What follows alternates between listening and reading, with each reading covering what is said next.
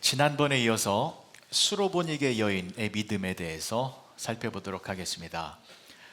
이 여인의 믿음이 왜 중요하냐면 유대인이 아닌 이방 사람들 가운데 구원 얻을 만한 참다운 믿음이 있는 것, 그것이 어떤 모습인지를 보여주는 아주 중요한 모습이기 때문입니다. 그래서 우리가 이 여인의 모습을 잘 살펴보아야 하는데, 왜냐하면 우리도 유대인이 아닌 이방 사람들이기 때문에 우리 안에 예수님을 믿는 올바른 믿음, 구원을 얻고 천국에 가게 되는 그러한 올바른 믿음이 있는지 없는지를 확인하기 위하여 이 여인의 모습을 잘 살펴보아야 한다는 것입니다. 그래서 이 여인의 모습을 자세히 들여다볼 것인데요. 자, 예수님께서 유대인들이 살고 있는 이스라엘 땅을 벗어나서 지금 두로라고 하는 이방 사람들이 살고 있는 이방 지역으로 오셨습니다. 그 지역에서 귀신 들린 어린 딸을 둔 이 수로보니게 여인이 예수님을 찾아와서 내 불쌍한 딸을 좀 고쳐주십시오 라고 간청을 했는데, 그 말을 듣고 예수님께서 조금 황당한 대답을 해주셨지요. 자, 말씀을 보시겠습니다. 예수께서 일어나사 거기를 떠나 두로 지방으로 가서 한 집에 들어가 아무도 모르게 하시려 하나 숨길 수 없더라. 이에 더러운 귀신 들린 어린 딸을 둔 한 여자가 예수의 소문을 듣고 곧 와서 그 발 아래에 엎드리니, 그 여자는 헬라인이요 수로보니게 족속이라. 자기 딸에게서 귀신 쫓아내 주시기를 간구하거늘. 자, 이렇게 자신의 딸을 회복시켜 달라라고 요청을 했습니다. 여기에 대하여 예수님의 대답이 이런 것이지요. 27절입니다. 예수께서 이르시되 자녀로 먼저 배불리 먹게 할지니 자녀의 떡을 취하여 개들에게 던짐이 마땅치 아니하니라. 이 부분이 조금 당황스러운 겁니다. 자녀들의 떡을 취하여 개들에게 던지는 게 옳지 않다라고 말씀하신 것은, 예수님께서 지금 이 여인을 개라는 존재로 말씀하신 것인데, 이게 조금 이상하게 들릴 겁니다. 어떻게 예수님의 입에서 개라는 말이 나올 수 있을까요? 지금 저도 여기서 개라는 단어를 언급하는 게 머뭇거려지는데, 이렇게 하셔도 되잖아요. 자녀의 떡을 취하여 종들에게 주는 건 옳지 않다, 내지는 자녀의 떡을 취하여 원수들에게 주는 것은 옳지 않다 라고 해도 되셨을 것을 왜 하필 개라는 표현을 하셨을까인데, 네, 여러분, 이것을 언뜻 들으면 예수님께서 이 여인에게 무례한 행동을 한 것처럼 보일 수 있겠으나 오해입니다. 절대로 그렇지 않습니다. 예수님 그런 분 아니시잖아요. 사람을 귀하게 여기시는 분이신데요. 그래서 이 부분을 우리가 잘 알아야 되는데, 이 내용은요, 구원을 이루는 과정 속에서 구원의 순서와 또 구원의 본질을 명확하게 알려주시는 굉장히 중요한 내용입니다. 그래서 지금부터 예수님께서 왜 개라는 표현을 하실 수밖에 없으셨는지 그 부분을 말씀드리도록 하겠습니다. 자, 제가 첫 시간에 말씀드린 것처럼 구원에는 순서가 있습니다. 먼저는 유대인이고 그 다음이 이방 사람들입니다. 말씀을 다시 보실게요. 로마서 1장 16절입니다. 내가 복음을 부끄러워하지 아니하노니 이 복음은 모든 믿는 자에게 구원을 주시는 하나님의 능력이 됨이라. 먼저는 유대인에게요, 그리고 헬라인에게로다. 자, 성경은 분명히 이야기하고 있습니다. 구원의 은혜는 먼저 유대인들이 받는 것이고, 그 다음이 헬라인은 모든 이방 사람들을 총칭하는 것입니다. 순서를 꼭 기억하십시오. 먼저가 유대인, 그 다음에 이방 사람들입니다. 자, 그런데 이것이 실제로 이루어졌지요. 오순절날 성령님이 불과 같이 임하자 그 제자들이 성령 충만함을 받았죠. 그 제자들이 누구입니까? 유대인들, 예수님의 제자들, 유대인 제자들이 성령 충만함을 받아서 밖으로 나와서 방언으로 하나님의 큰 일, 즉 복음을 전파하기 시작했습니다. 이 방언이 무엇이었습니까? 이방 나라의 언어였잖아요.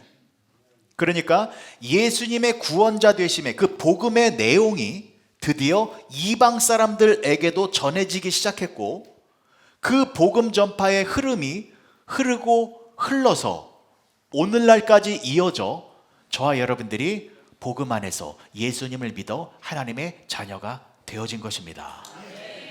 사도행전 1장 8절의 말씀 보실게요. 오직 성령이 너희에게 임하시면 너희가 권능을 받고 예루살렘과 온 유대와 사마리아와 땅끝까지 이르러 내 증인이 되리라 하시니라. 자, 이 말씀도 이루어진 것이잖아요. 이 말씀도 보면 성령이 너희에게 임하면 그 복음이 유대 지역을 넘어서 땅끝까지 전해지게 된다라는 것이잖아요. 근데 보십시오. 성령이 너희에게 임하시면 너희가 권능을 받고, 그 너희가 누구예요? 예수님의 제자들, 즉 유대인 제자들이잖아요. 그렇죠? 근데 이게 이루어져서 오순절날 성령님이 임하여 권능을 입었죠. 그 제자들이. 그럼 여기서 이 권능이 뭐예요? 권능. 성령 충만해서 뭐 기적을 일으키고 이적을 일으키는 것이 권능입니까? 여기서 말하는 권능은 예수님을 담대히 증거하는 것을 말하는 것입니다. 성령님이 임하면 예수님이 누구이신지 확실하게 알게 됩니다. 예수님이 우리의 참다운 구원자 되심을 확실하게 알게 되기에 그 예수님을 전하지 않고서는 견딜 수가 없게 되어집니다. 그래서 성령으로 충만해지면 예수님이 너무 귀하신 분이기 때문에 그 예수님을 만방에 알리게 되는 것, 자신감을 가지고 확신을 가지고 믿음을 가지고 예수님을 선포하는 것, 이것이 바로 권능인 것입니다. 그래서 오순절날 성령 충만하여 권능을 입은 제자들이, 유대인 제자들이 복음을 증거하여 그 복음이 이방 사람들에게도 전해지게 되었다라는 것입니다. 이해가 되셨죠? 이것이 구원의 순서이고 흐름입니다. 먼저는 유대인이고 그 다음이 이방 사람들이 구원을 받게 되는 거예요. 이것은 하나님의 지혜이고 하나님의 방법이고 하나님의 뜻입니다. 그래서 이 구원의 순서와 방법이 손상되면 됩니까? 안 됩니까? 안 돼요. 먼저는 반드시 유대인이 구원을 받아야 됩니다. 그래서 예수님께서 이렇게 말씀하신 것입니다. 27절의 말씀 다시 보실게요. 예수께서 이르시되 자녀로 먼저 배불리 먹게 할지니. 그렇죠. 자녀로 먼저 배불리 먹게 해야 한다. 이것은 유대인들이 먼저 구원을 얻는 생명의 양식으로 충만해져야 한다. 이건 말하는 것입니다. 이것이 하나님께서 정하신 구원의 순서이기 때문입니다. 됐죠? 자, 그리고 또 한 가지 중요한 것이 있습니다. 오순절날 성령님이 임하여 예수님의 제자들이 성령 충만함의 그 권능의 상태가 되었잖아요. 성령 충만한 상태가 되었잖아요. 자, 이 상태가 어떤 상태냐면 참다운 구원, 참다운 복음, 참다운 생명의 양식으로 충만한 상태예요. 그러니까 오순절날 성령님이 임하여 성령 충만한 상태는 성령님이 임하리라 라는 하나님의 말씀, 예언의 말씀이 있었잖아요. 그 말씀이 이루어진 상태잖아요. 그래서 하나님의 말씀이 이루어져서 성령님의 임재하심으로 말미암아 복음 전파의 권능이 충만해진 상태입니다. 자, 그래서 보십시오, 여러분. 그때 성령 충만한 그 제자들이 전한 복음이 이방인들에게 이어져서 참다운 구원의 역사가 계속해서 일어난 것입니다. 이게 너무 중요해요. 왜냐하면 이것이 복음의 원류이기 때문입니다. 이방 사람들은 반드시 이 오순절날 성령으로 충만해진 그 제자들의 복음을 받아들여야 합니다. 하나님의 말씀이 이루어진, 그래서 성령으로 충만하여져서 순전한 믿음과 온전한 생명의 양식으로 충만해진 그 제자들이 전하는 복음을 받아들여야 합니다. 그들이 전한 믿음, 그들이 전한 생명의 양식을 우리가 그대로 이어받아야 오순절날 완벽한 구원을 얻은 그 제자들의 구원이 우리들의 구원이 되어진다는 것입니다. 자, 그래서 제가 지금 강조하는 것이 무엇이냐면 여기가 오리지널입니다. 여기가 진짜입니다. 그래서 여러분, 성령 충만한 베드로가 전한 복음이 진짜 복음입니다. 성령 충만한 사도 요한이 전한 복음이 진짜 복음이고, 성령 충만한 다른 제자들이 전한 복음, 마태복음, 마가복음, 누가복음이 진짜 복음입니다. 그리고 그 결을 이어받아서 사도 바울이 전한 복음이 진짜 복음입니다. 이 복음의 내용이 복음의 근원이고 시작점이고 출발점입니다. 반드시 우리는 이 올바른 시작점에서 이어진 복음과 연결되어져야 합니다. 제가 지금까지 왜 이것을 계속 강조드리냐면 가짜 복음이 있기 때문입니다. 가짜 믿음, 가짜 신앙, 가짜 목사, 가짜 교회, 가짜 기독교가 있기 때문입니다. 그들이 왜 가짜입니까? 출발점이 다르기 때문입니다. 진짜는 예수님이 전하는 복음, 즉 성경 말씀으로부터 이어져야 하는데, 가짜는 출발점이 어디냐면 자기가 하나님으로부터 계시를 받았다라고 하고 자기가 뭔가를 깨달았다라고 하면서 자기로부터 믿음과 신앙과 교리가 만들어져서 이 흐름과 연결되어져야 한다라고 주장하는 것입니다. 여러분, 이단들의 모습을 보십시오. 이단 공동체들의 그 모습의 형태가 어떻게 구성되어져 있습니까? 한 사람의 교주가 있습니다. 그 사람을 시작점으로 해서 많은 신도들이 이어져 있습니다. 모든 신도들은 한 사람의 교주로부터 믿음과 신앙을 이어받고 있습니다. 신앙의 출발점이 한 개인, 한 인간의 사상과 교리와 그 개인의 생각으로 이어져 있다는 것입니다. 가짜입니다. 그리고 내가 뭘 깨달았어. 하나님께서 나에게 계시를 주셨어. 내가 남들은 알지 못하는 뭔가를 알게 되었어. 그러니까 내 말을 듣고 따라와. 가짜입니다. 그리고 여러분들도 이렇게 하시면 안 됩니다. 하나님, 나에게 뭔가 계시를 알려주십시오. 하나님의 그 숨겨진 그 비밀을 나에게 알려주십시오. 뭔가 나에게 번뜩 깨우칠 수 있는 뭔가를 주십시오. 이게 소위 말하는 신사도 운동입니다. 가짜입니다. 여러분, 하나님의 모든 계시와 비밀은 성경 안에 다 들어 있습니다. 하나님의 계시는 성경에서 끝이 났습니다. 여러분, 하나님의 뜻을 알고 싶으십니까? 하나님의 계획과 하나님의 마음을 알고 싶으십니까? 성경을 읽으십시오. 여기에 다 들어 있습니다. 우리는 기독교인입니다. 기독교가 무엇인지 정확하게 알기 위해서는 우리는 늘 성경을 읽어야 합니다. 성경을 읽어서 하나님의 말씀이 나에게 연결되어져야 합니다. 성경을 읽어서 하나님의 말씀이 생명의 말씀이 되어 나에게 공급되어져야 합니다. 성경을 읽어서 말씀 속에 그 예수님을 내가 구원자로 영접해야 합니다. 그래서 여러분, 성경에서 말하는 제자들의 복음의 내용이 우리의 신앙의 시작점이 되어야 합니다. 그래서 부탁을 드리겠습니다. 여러분, 복음서만큼은 부지런히 읽으십시오.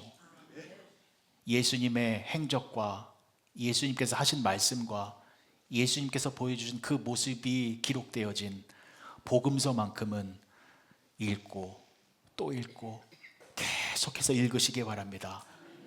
그래서 마태복음의 내용이 나의 복음의 내용이 되어야 하고, 누가복음, 요한복음, 마가복음의 내용이 우리 신앙의 시작점이 되어져야 한다라는 것을 잊지 마시기 바랍니다. 그래서 여러분, 예수님이 수로보니게 여인을 향하여 개라는 표현을 하신 것입니다.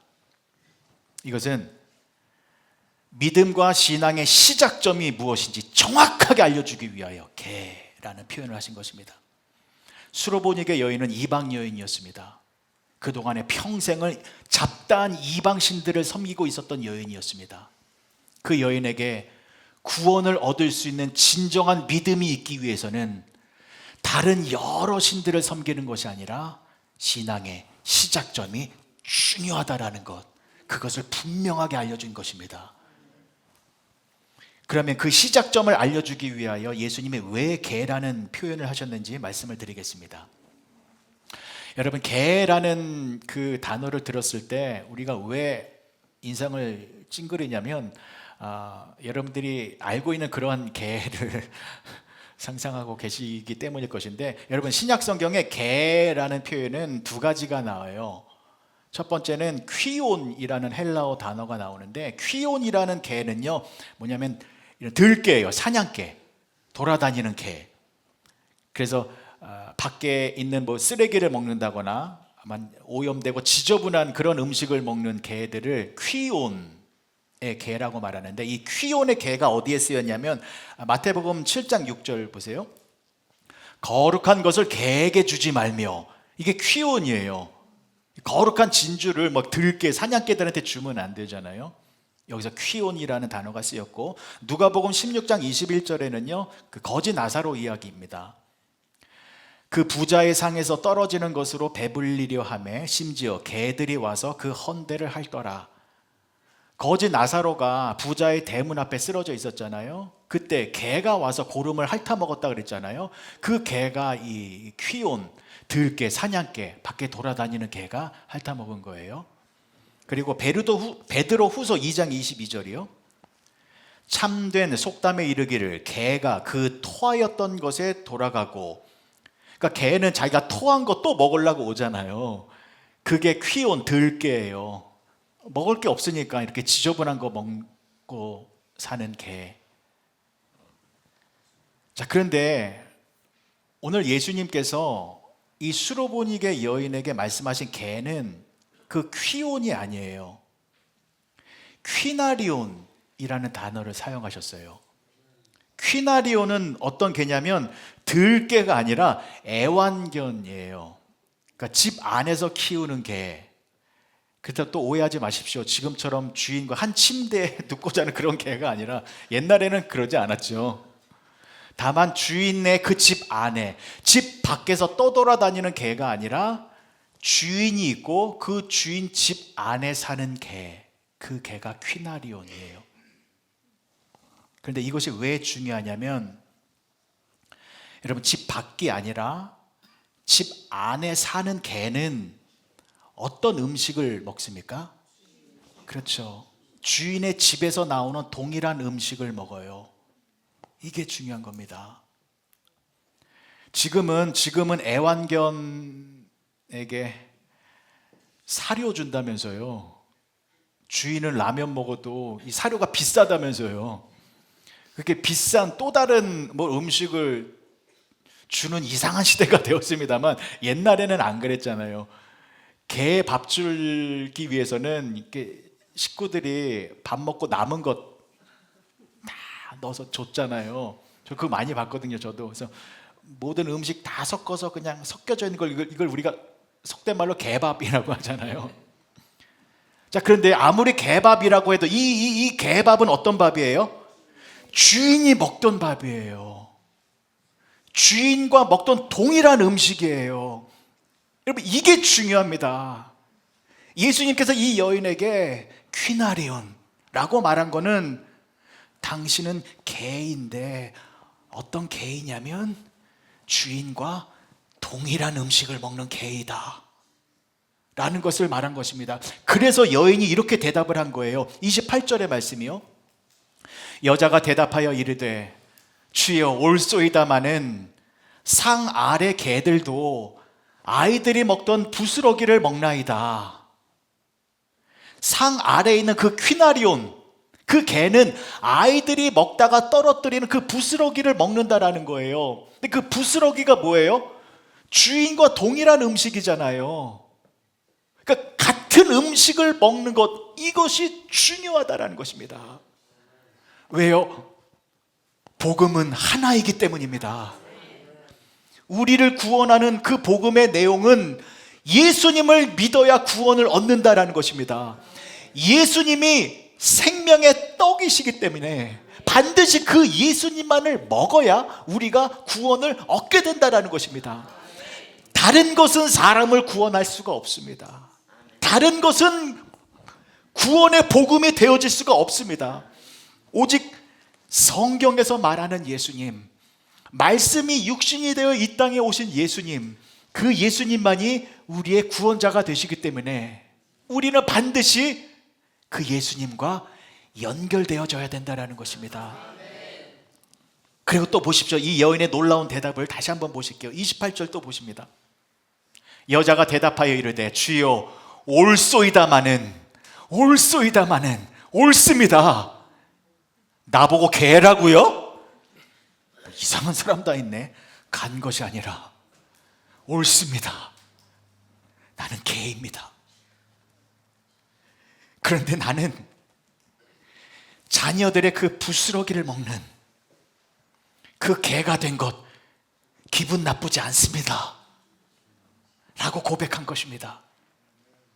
왜냐하면 이 여인은 자신을 종이나 원수로 취급하지 않고 집 안에서 주인과 같은 밥을 먹는 개로 여겨주신 것, 이것에 대하여 감사한 것입니다.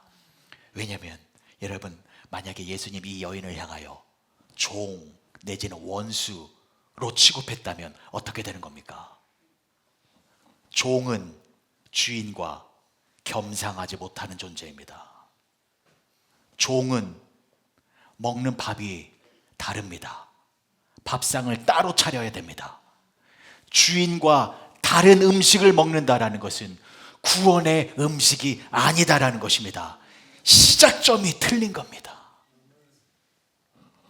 그래서 이 여인은 예수님,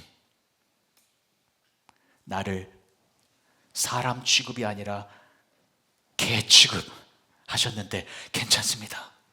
왜냐하면 나는 주인과 같은 음식을 먹어야 하기 때문입니다. 주인의 음식이 생명의 음식이요, 구원의 음식이요, 축복의 음식이기 때문입니다. 퀴리오스. 예수님은 왕이시고 주인이신데, 주인 되신 예수님께서는 먼저 당신의 자녀들, 유대인들에게 생명의 양식으로 배불리 하는 것 옳습니다. 당연합니다.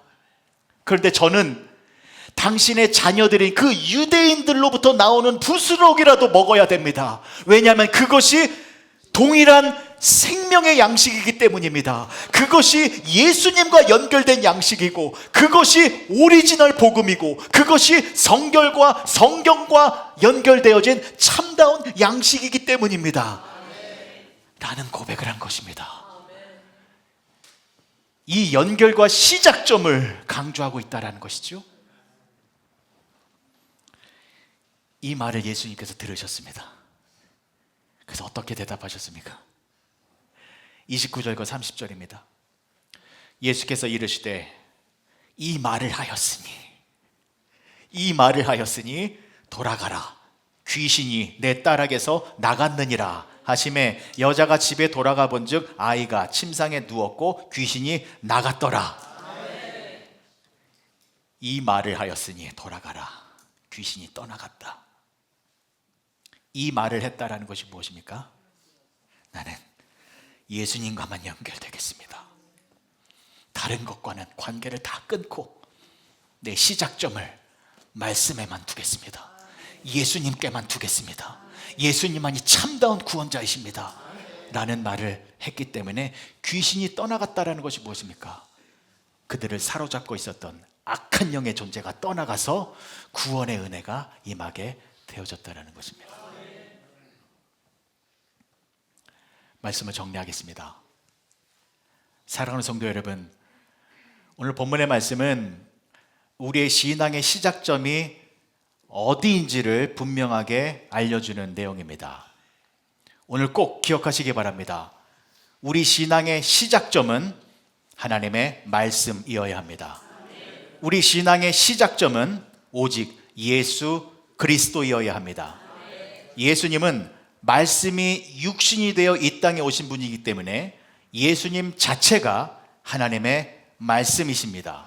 그래서 우리는 항상 하나님의 말씀을 읽으며 말씀을 통하여 내가 예수님을 만나고 말씀을 통하여 구원자 되신 예수님을 나의 구원자로 영접하여 우리가 하나님의 자녀가 되어지는 그런 올바른 신앙생활을 하게 되어진다라는 것을 잊지 마시기 바랍니다. 그런데 여러분, 하나님의 말씀을 읽지 않냐고, 하나님의 말씀을 거들떠보지 아니하고 내가 신앙생활하고 있다, 교회에 다니고 있다 라고 하면 그 시작점은 어디가 되는 겁니까? 내가 되는 겁니다. 내 생각과 내 판단과 내 욕심과 내 감정이 신앙생활의 시작점이 되는 것입니다. 냉정하게 생각해 보십시오. 여러분들은 지금 신앙생활 하고 계시는데 여러분들의 믿음과 신앙생활의 시작점은 어디에 있습니까? 하나님의 말씀이 시작점이 되어 말씀이 지시하신 방향으로 나아가고 있습니까? 아니면 말씀을 읽지 않고 성경에 무슨 내용이 들어있는지도 전혀 모르는 채 나는 집사다, 장로다, 권사다 라고 하며 내가 시작점이 되어 내 생각대로 신앙생활을 하고 있습니까? 시작점이 내가 되면 죄송합니다, 가짜입니다. 우리는 반드시 시작점이 성경이 되어야 합니다. 제가 요즘에 체스터턴이 쓴 영원한 인간이라는 책을 읽고 있습니다. 이 책에 이런 내용이 나옵니다. 기독교를 비방하고 기독교를 변질시키는 사람들은 타 종교인들이 아니라 기독교인들이다라는 것입니다. 그런데 어떤 기독교인들이 기독교를 변질시키고 있냐면 기독교의 중간지대에 있는 사람들이라고 합니다. 그러니까 기독교의 범위가 있다면 저 끝에 있는 사람들, 기독교 범위의 밖에 있는 사람들은 기독교를 비방하지 않아요. 왜요? 기독교가 무엇인지 모르기 때문에. 저 아마존 정글 오지에서 그들끼리 자급자족하고 있는 사람들을 상상해 보십시오. 이들은 기독교가 뭔지도 모르고 하나님이 뭔지도 모르고 교회가 뭔지도 모르고 찬송가가 뭔지도 모릅니다. 그들끼리 자급자족하고 있었습니다. 그들이 기독교는 나빠, 기독교는 이래서 안 좋아 라고 험담할 수 있습니까? 무언가를 판단하기 위해서는 내가 알거나 경험해 봐야 되잖아요. 여러분, 요즘에 탕후루라는 음식이 있대요. 저는 못 먹어봤어요. 그래서 그것이 맛있다 맛없다 함부로 판단 못해요. 왜냐하면 제가 경험해 보지 못했기 때문에. 아마존 오지의 사람들은 기독교를 경험해 보지 못했기 때문에 기독교가 좋다 나쁘다 함부로 판단 못해요. 됐죠? 그래서 이 사람들은 기독교를 변질시키지 않아요. 또 한 사람들, 기독교를 변질시키지 않는 사람들이 누구냐면 시작점에 가까이에 있는 사람들. 이 사람들이 누구입니까? 하나님의 말씀에 가까이 있는 사람들, 예수님으로 충만해져 있는 사람들, 성령 충만하여 하나님의 뜻 안에서 기쁨과 평강과 즐거움과 구원의 기쁨을 누리고 있는 사람들, 이 시작점에 가까이 있는 사람들은 기독교가 얼마나 위대한 종교이고 기독교가 얼마나 살아있는 종교이고 기독교가 얼마나 정확한 진리인지를 만방에 알리는 귀한 사람들입니다. 그런데 누가 기독교를 욕되게 하고 있습니까? 가운데 있는 사람들입니다. 이 가운데 있는 사람들이 누구입니까? 시작점이 나인 사람들입니다. 교회는 다녀요. 신앙생활 하고 있어요. 직분도 받았어요. 그런데 시작점과는 끊어지고 내가 시작점이 되어서 내 생각, 내 감정, 내 판단이 중요하기 때문에 교회가 왜 이래? 성도들이 왜 이 모양이야? 목사가 왜 저래? 라고 하며 기독교를 험담하는 판단이 나오게 되는 겁니다. 왜요? 내가 기준이 돼서 나를 건드렸기 때문에. 그리고 이 사람들이 세상에서 나가서 어떻게 합니까? 내가 어느 교회 집사다, 장로다, 권사다 다 알고 있어요. 그런데 내가 기준이 되어 행동하기 때문에 그렇게 옳지 않은 모습을 보일 때 세상 사람들이 뭐라 그러겠습니까? 교회 다니는 사람들이 왜 저래? 라고 하며 그들이 기독교를 변질시키고 있다는 것입니다. 여러분, 간곡하게 부탁을 드리겠습니다. 다시 시작점으로 돌아오십시오. 오늘이 대림절 세 번째 주일입니다. 예수님이 이 땅에 왜 오셨습니까? 예수님은 하나님이십니다. 하나님께서는 먼저 이스라엘 백성들에게 율법을 주셨습니다. 말씀을 주셨습니다. 근데 그 구약 성경을 보십시오. 이스라엘 백성들이 하나님께서 주시는 뚜렷한 그 시작점을 발견하지 못하고 그 모든 이스라엘 백성들의 영점 조준을 잘못해서 엉뚱한 곳으로 사격하기 시작했습니다. 그래서 무슨 일이 벌어졌습니까?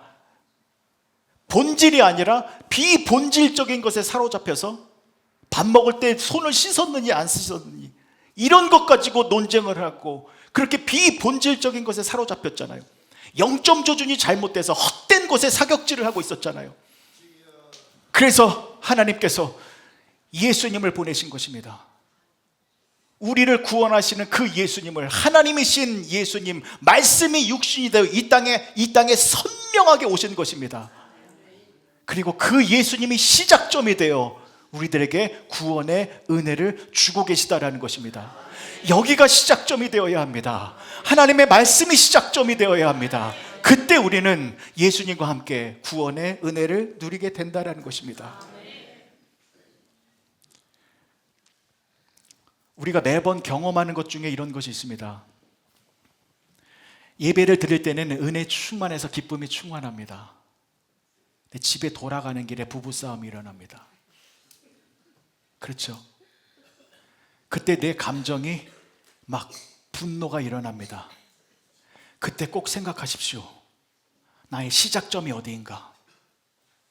원수를 사랑하라라는 하나님의 말씀이 분명히 있잖아요. 그 시작점과 연결되어지면 그때 내 분노의 감정을 가라앉힐 수 있습니다. 그런데 내가 시작점이 되면 갑자기 분노의 마음을 주체할 수 없어서 내가 그쪽으로 잘못된 길로 빠져나가게 된다는 것입니다. 신앙생활 하다가 게을러질 때 있죠. 세월을 아끼라, 때가 악하니라 라는 말씀이 시작점이 되면 다시 정신 차리고 부지런히 하나님의 영광을 위해 살아갈 수 있게 되는 것입니다. 내 마음속에 또 막 죄악된 마음이, 오염된 마음이 가득 차게 될 때에 그냥 그래, 죄 짓는 것 기쁘고 즐거우니까 글로 빠질까? 그것이 아니라 무릇 지킬 만한 것보다 내 마음을 지키라. 생명의 근원이 이에서 남이니라 라는 하나님의 말씀을 시작점으로 하여 내 마음속을 다시 거룩함으로 변화시키고자 애쓰는 것, 그렇게 우리는 살아가야 합니다.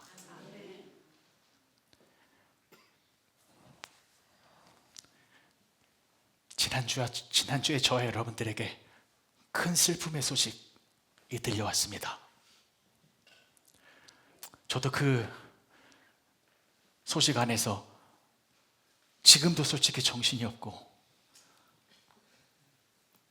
심장이 뛰고 애통한 마음을 주체할 수가 없어서 제가 무엇을 어떻게 해야 할지 모르고 있을 때 저는 다시 성경으로 돌아갔습니다. 시작점을 다시 찾아서 성경 속으로 돌아가서 하나님의 말씀을 더 깊이 읽고 묵상했습니다. 그랬더니 이것은 슬픔이 아니라 천국의 소망을 우리들에게 알려주는 것이고 영원한 생명이 우리들에게 있다라는 것을 다시 한번 알려주시는 복된 시간이 되어질 수 있겠구나 라는 그러한 희망으로 또 소망으로 그렇게 이 시간을 지내고 있습니다. 여러분들도 인생 속에서 여러 가지 혼란스러운 상황이 찾아올 때에 그 혼란의 흐름에 휩싸여서 갈팡질팡하지 마시고 다시 시작점으로 돌아오시기 바랍니다. 이 시작점으로 돌아오면 하나님께서 여러분들에게 갈 길을 밝히 알려주실 것입니다.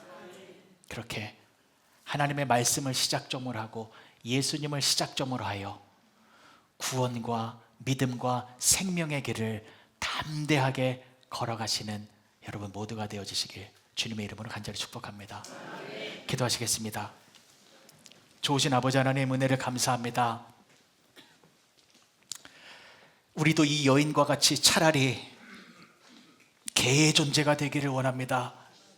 어줍지 않게 교만한 인간이 되어 하나님의 양식, 생명의 양식을 저버리고 세상의 헛된 양식을 찾아 헤매는 그러한 개보다 못한 인간이 되느니 차라리 하나님의 그 생명의 양식에 그 부스러기 은혜라도 간구하는 그 부스러기 은혜라도 내가 먹고 누림으로 말미암아 참 구원의 생명을 누리는 그러한 존재가 되어지기를 원합니다. 하나님, 우리의 신앙의 시작점을 늘 성경 안에 두게 하시고 예수님이 우리의 신앙의 시작점이다라는 것을 늘 잊지 않아서 하나님께서 주시는 그 생명의 양식으로 말미암아 구원의 기쁨, 영생의 기쁨을 충만하게 누리며 살아가는 우리 모두가 되게 하여 주시옵소서. 예수님의 이름으로 기도합니다. 아멘.